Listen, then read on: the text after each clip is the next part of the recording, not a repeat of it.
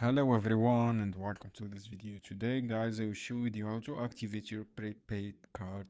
So firstly guys you need to install and download Aircash app. This is the first step. Download the app on Google Play or App Store, then log in your account with all information. After that go to create your account if you don't have account, and you should be guys verify your identity with valid ID like Emirates ID or passport, and take just a few minutes.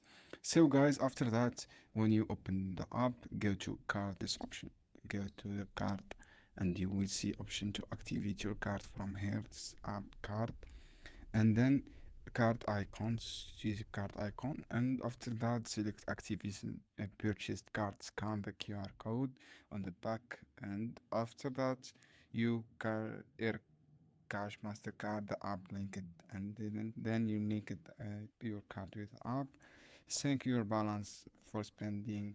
After that you can pop apps and spend funds, and depositing cash guys.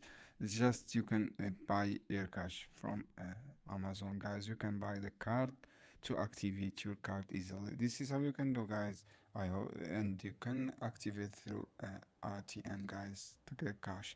Thanks guys for watching this video. See you on another video soon.